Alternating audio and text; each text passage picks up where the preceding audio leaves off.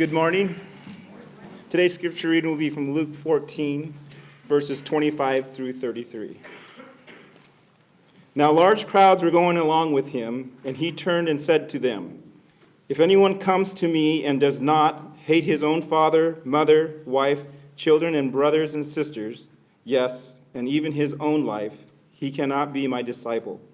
Whoever does not carry his own cross and come after me cannot be my disciple. For which one of you, when he wants to build a tower, does not first sit down and calculate the cost to see if he has enough to complete it?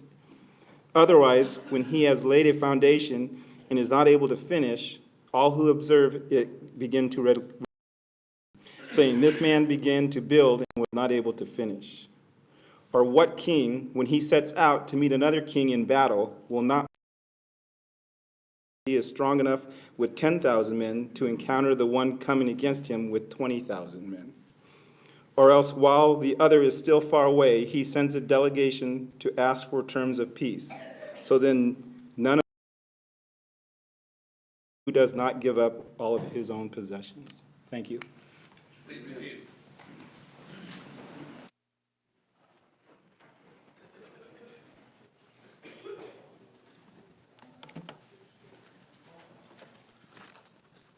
Good morning, everyone. It's really good to be here with you. We have several visitors here today, and just want to express how thankful we are to have you with us. You truly are our honored guest at this time, and we just ask that you stick around a little bit afterwards so we can get to know you a little bit better. Of course, today, most of you know that Jack and Ann, they're in my neck of the woods in Monroe, Washington. I grew up at that congregation. And so he's kind of talking to them about the gospel in Africa, as Jack has a lot of experience with that. But I gave him very specific instructions that he's supposed to say a lot of good things about me when he goes there. So anyways, he'll probably tell him something like, Sam's got even better looking since he moved to Salem or something like that. But anyway, so Jack's out of town. The greatest words that we read about in the New Testament. But interestingly enough, this word is only found in the Gospels, and it's found in Acts, and that's it. It's not found elsewhere after that. And the number of times that word is found is 262. That word, of course, is the word disciple. Compare that to just, I think, 3 or 4 times the word Christian is found. And so if you did a word study in your New Testament and you looked up the word Christian, you really wouldn't get a full picture of what it looks like to follow Jesus, even though I believe that word is meant to say what a disciple is. But you look up the word disciple in 262 different instances, and you begin to get a very clear picture of what it means to be a disciple or to be a follower of Jesus. And so perhaps most famously, we find this word used in what's called the Great Commission. Jesus, he's risen from the dead, he's conquered death, he's conquered sin, and he's talking to his disciples as Matthew closes out his book on Jesus.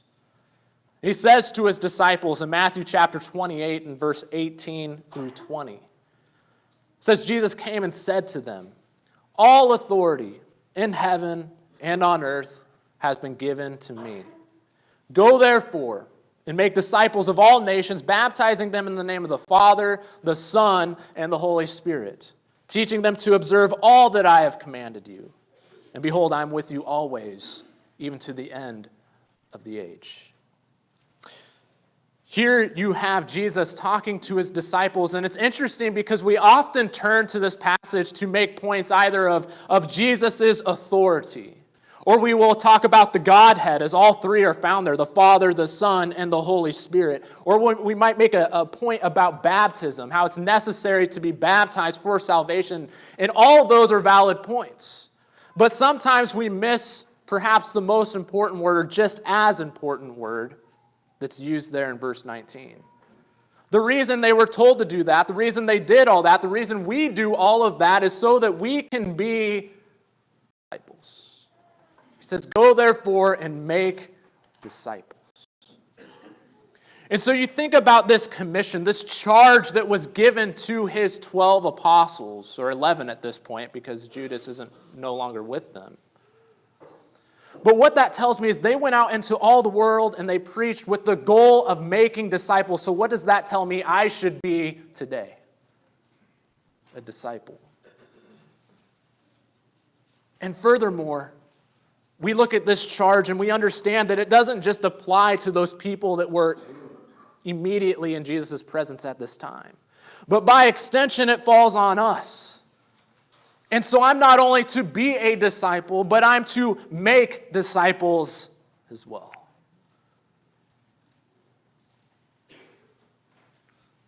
The problem with that is, what does that word even mean? What does it look like to be a disciple of Christ? Because the fact is, many of us don't understand what it means. And perhaps we start with the meaning of the word disciple. It's kind of a weird word, right? It's not one that you talk about. You don't go to school and talk about, who are you a disciple of, Oftentimes you use this word. It's really only used in a religious connotation, and maybe people think of cult or something like this. If I talk about the disciples of Dave Larson, you might get a funny look or something. But you got to understand, this word was very common in the time that Jesus used it. We know that the original language that the Bible was written in at least the New Testament, by and large, was Greek, right? Koine Greek. And that Greek word that's used there 262 times is mathetes. And all that word really means is learner, student, or pupil. One dictionary defines it as the process of devoting oneself to a teacher to learn from and become more like them. And I love that word process because that's exactly what it is. It's not something that's accomplished overnight. It's a process. But even as you look at that definition that we just read there, we see that being a disciple in the context of the Bible is so much more than what we think of when we think of students today. It's so much more than just showing up in a classroom. A disciple has the aim of becoming like his teacher as much as possible.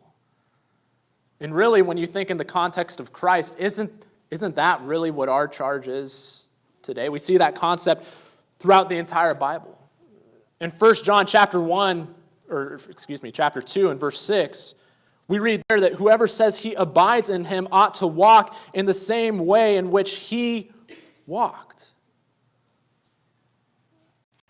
Notice what it says there. It's not this idea of somebody showing up, putting their backpack on, going to school, learning from several teachers, but it's this idea of following Jesus and trying to live and interact with the world in the same way that he did. Notice that word, it says, of those who say they abide in him. That's going to be an important word coming up here, but we'll come back to that. But we look at this, and what we realize is that we're students of Christ, yes, but it's a student of a different kind. Again, the American Western connotation of that word student or pupil, it doesn't really fit in what we're talking about in the context of the Bible. For instance, today, if you wish to earn a degree, you rarely have the same teacher twice, right? Not to mention the fact that even if you had the same teacher twice, few of us would be interested in being just like the teacher, right? Today, a student is all about getting the knowledge from that teacher. But when we talk about that word disciple, well, it's somebody that wants to be like the teacher. And so a disciple of Christ doesn't come and sit at the feet of Christ and come and learn from him to be a passive listener, like so often happens in the classroom, at least for me when I was growing up. He's not just there because of curiosity, which if you're here because you're curious, that's great. That's a great place to start, but it's not exactly how we describe a disciple. And a disciple, a student of Christ, certainly isn't there because they have to be. Maybe you're here this morning because your parents dragged you here, your friend dragged you here. You don't really want to be here, but you feel obligated to be. This isn't a disciple. You see, Jesus says, "Come unto me," and then he says, "Come after me."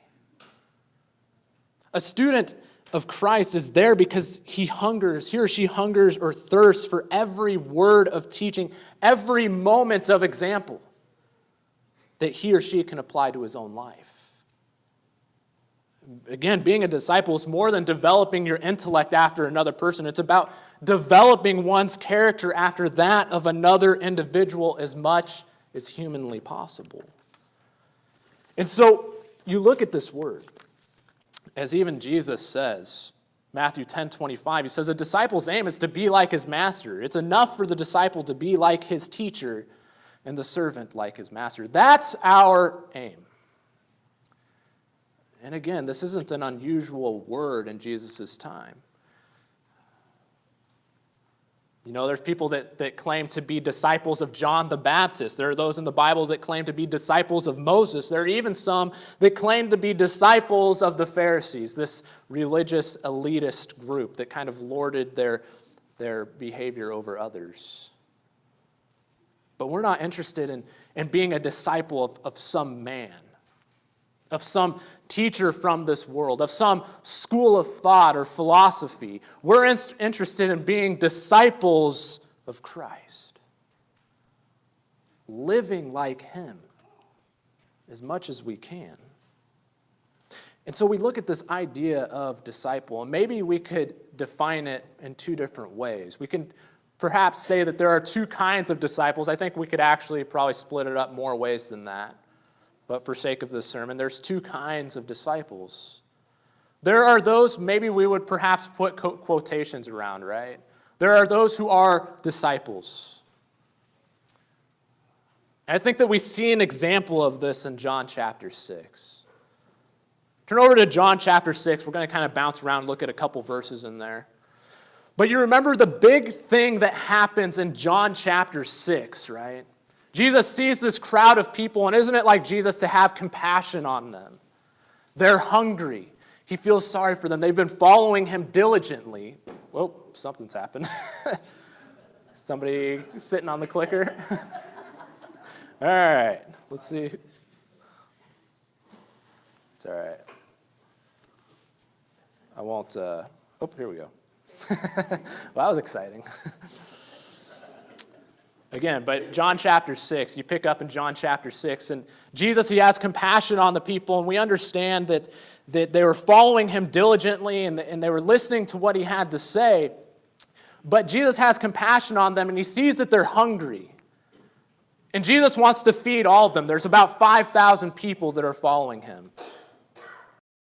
And his apostles say, we don't have enough money, and all we have are 5 loaves of bread and 2 fish. And Jesus says, give me those 5 loaves, those 2 fish. And what he does is he takes that food and he makes food.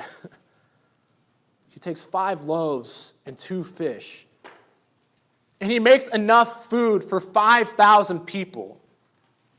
And not only is there enough, but there's some left over so everybody eats their fill and they have extra. And so if you've ever pulled out a pack of gum at school before, you understand what's going to happen next. Jesus solves a crisis before their eyes.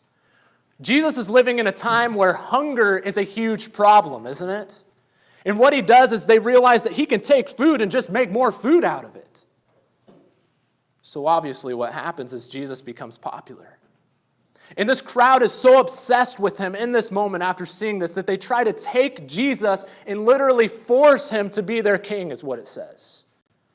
But Jesus isn't interested in that. He's not interested in popularity. He's not interested in being this physical king that's going to lead a revolution. So he slips away. He gets away. Well, this crowd of people, they're persistent.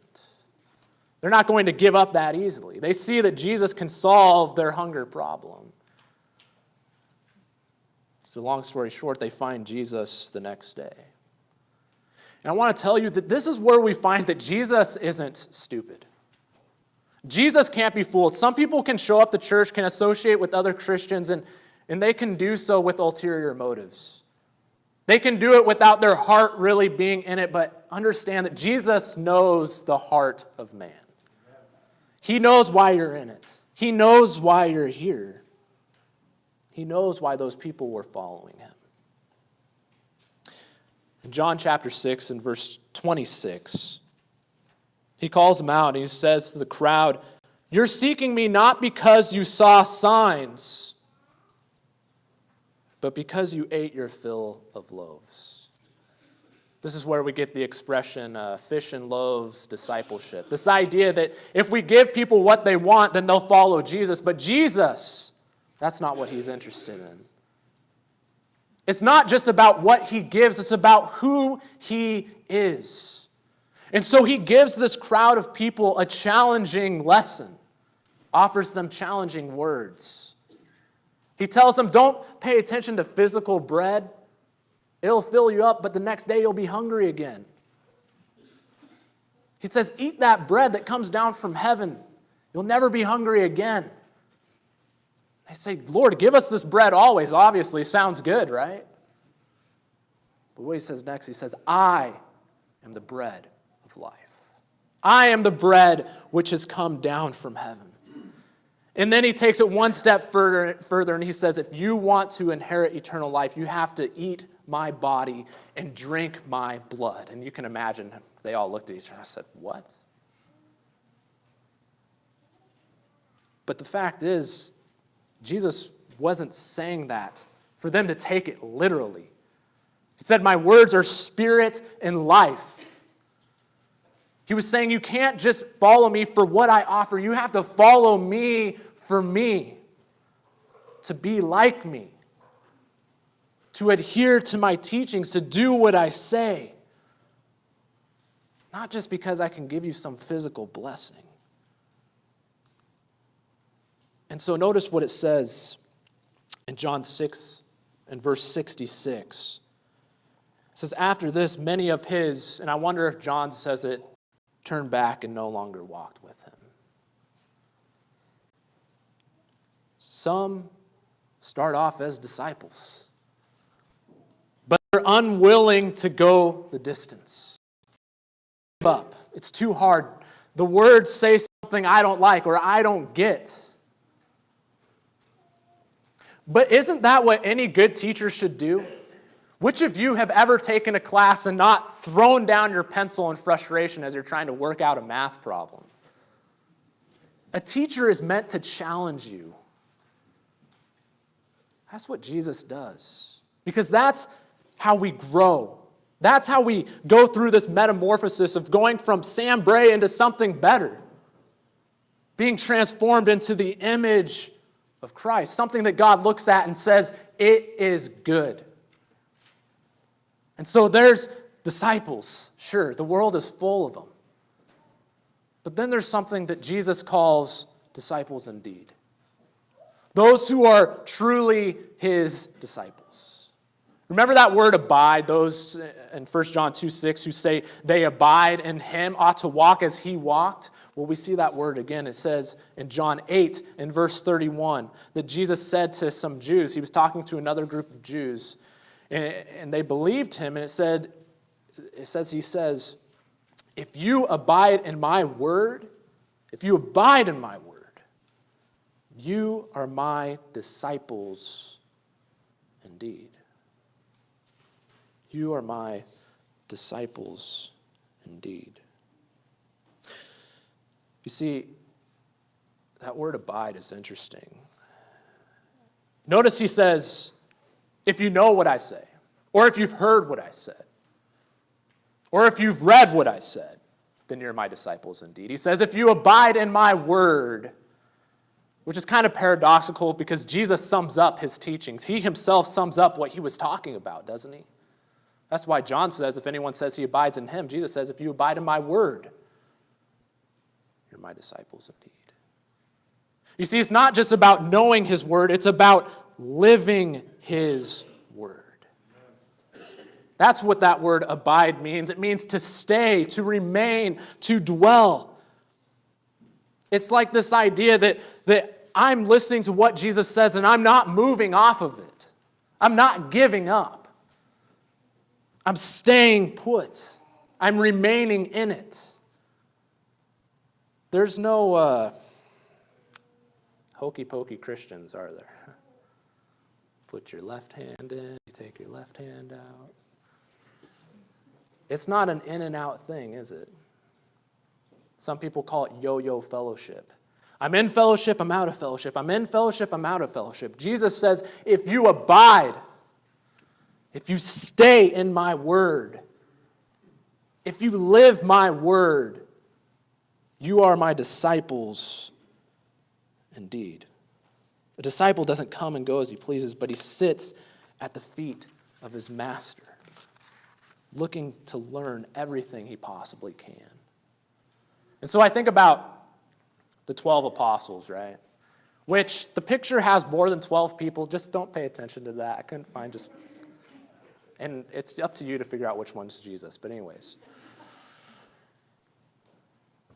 I look at the 12 disciples, the 12 apostles. We often look at the 12 apostles to point out context and say, well, Jesus was talking to the 12 apostles, therefore what he says doesn't apply to me. There's some truth to that. And sometimes we need to point out context and make that point. But we sometimes disassociate ourselves from them too much. Because I think the 12 apostles give us an extreme example of what being a disciple really looks like. They followed him every day. Remember Peter, he was fishing and Jesus said, come follow me. And he just dropped his nets and started following Jesus. I mean, there's people that just dropped everything that they were doing to follow Jesus.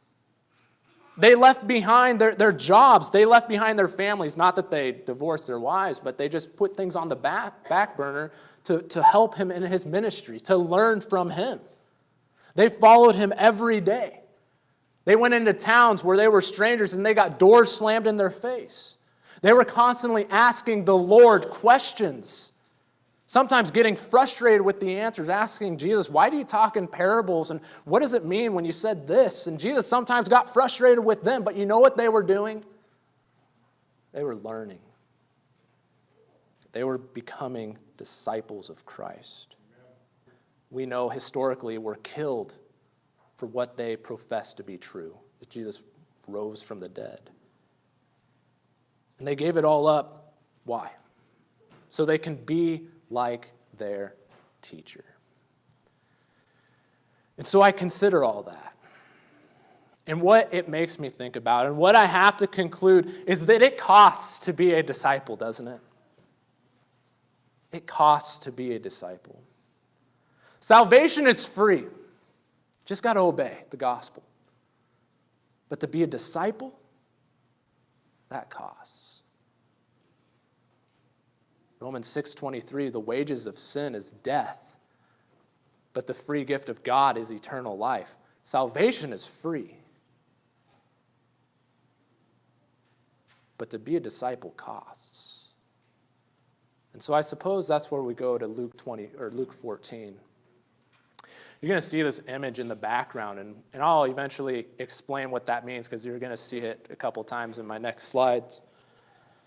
But let's just start looking at Luke chapter 14 in verse 25. Luke 14 and verse 25. Hearing the words of Jesus, it says, great crowds accompanied him.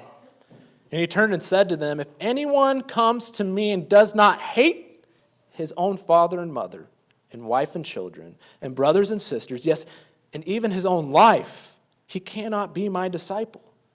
Whoever does not bear his own cross and come after me cannot be my disciple. For which of you desiring to build a tower does not first sit down and count the cost, whether he has enough to complete it? Otherwise, when he has laid the foundation and is not able to finish, all who see it begin to mock him. Jesus starts off by saying something shocking there, doesn't he? He says, if anyone comes to me and does not hate his own father and mother and wife and children and brothers and sisters, you cannot be his disciple. So you take a step back, that's shocking. Jesus uses the word hate. Well, let's actually talk about what that word means and what Jesus means here. You know, that word hate, it was used in Jewish culture and ancient Semitic culture as a way to draw comparison, to show preference to one thing over another. And so you remember that God said, Jacob I loved, but Esau I hated. He's not talking about Esau like, I hate that guy. The blessing could only be carried on through one son, and so he had to choose. He chose Jacob rather than Esau. It showed preference. Jacob I loved, but Esau I hated. That's what Jesus is saying here. It's not that he's telling us to emotionally hate our mother, our brothers, our sisters, our children, but he's pointing to preference. And so when you talk about the cost of discipleship, what does it cost? Because that word abide, it kind of implies something. And it implies that it's going to be tempting not to abide. There's some things that could potentially get in the way of me living in his word. And so there's some things that we have to be willing to sacrifice in order to abide and continue in his word. And so Jesus says, and starts off by saying, you got to hate mother, father, son, daughter. But what he's saying is, who comes first in your life? If push comes to shove, would you be willing to bow down to me instead of bowing down to your family? Does Jesus come first in your life? You see, Jesus, he's not asking us to forsake the command, honor thy father and mother. That's also what the Bible says. It's about preference. And you know what? We look at this and we begin to see the reason why this is how it's supposed to be. Because I know that my wife, for instance, loves God more than she loves me.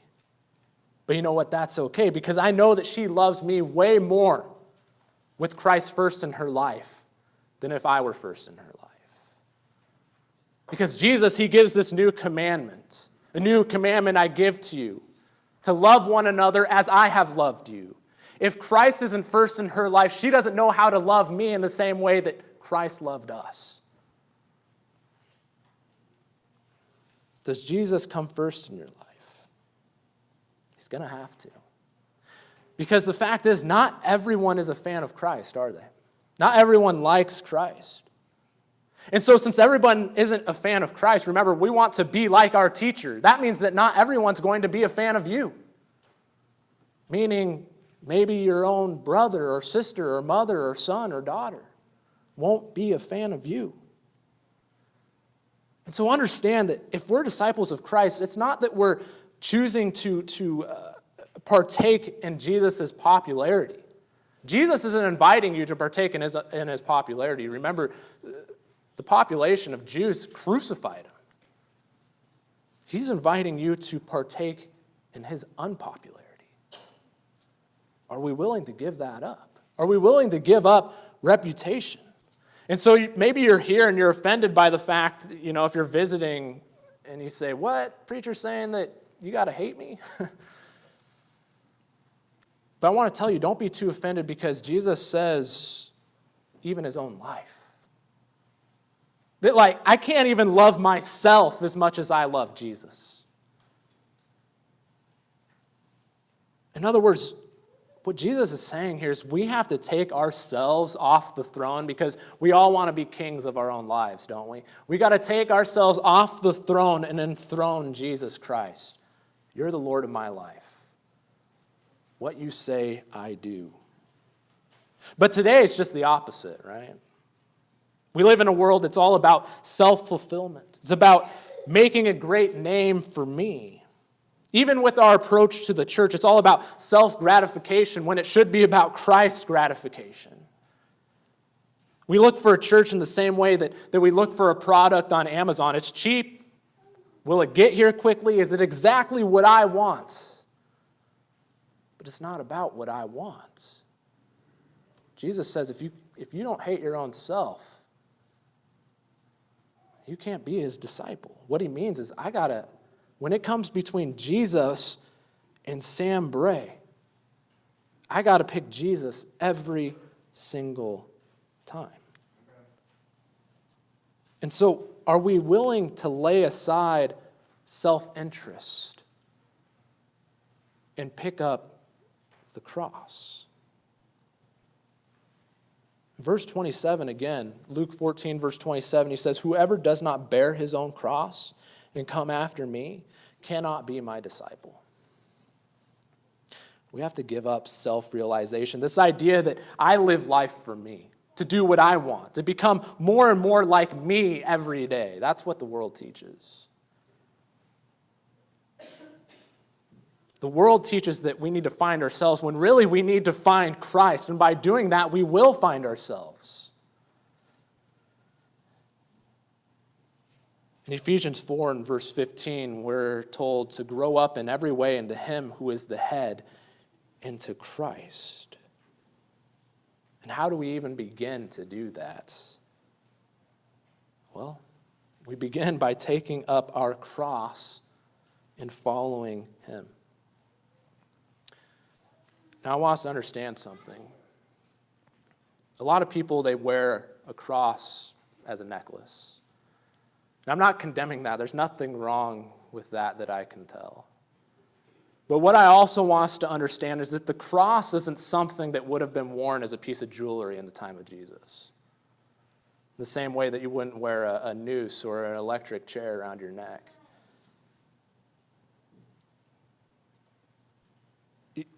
The cross, I understand why people wear it around their necks now, because Jesus, He transformed the meaning for us. For us, it's about redemption. It's about the sacrifice. He took the cross and He made it mean something beautiful, but the cross back then was a means for capital punishment. Criminals were put to death on the cross. It was a mark of shame and transgression.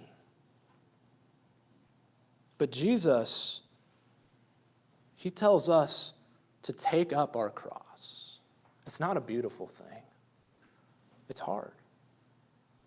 And what is my cross? Some people, they have bad eyesight and they say, that's my cross to bear. You ever heard somebody say that before? My mother-in-law is my cross to bear, right? She might be cross, but she's not your cross. Understand this. That's not our cross. Not unless it came about by choosing to follow Jesus. Because taking up the cross, it's not about bearing something that you have no control over. It's not about bearing something that was just put on you without a choice. But bearing the cross is about choice. It's something you willingly take up. Jesus, did anybody take His life against His will? In John 10:18, He says, no one takes it from me, but I lay it down of my own accord. I have authority to lay it down, and I have authority to take it up again. This charge I have received from my Father. Bearing your cross is something that we willingly take up. It's something that you don't have to bear. You can walk away from it, but you choose to take it up because that's what Jesus did for us. Because that's what was done for you. And so you endure temptation, even though you don't have to. You endure disappointments, even though you don't have to. You're okay with being the weird one at work because you've chosen to be crucified with Christ.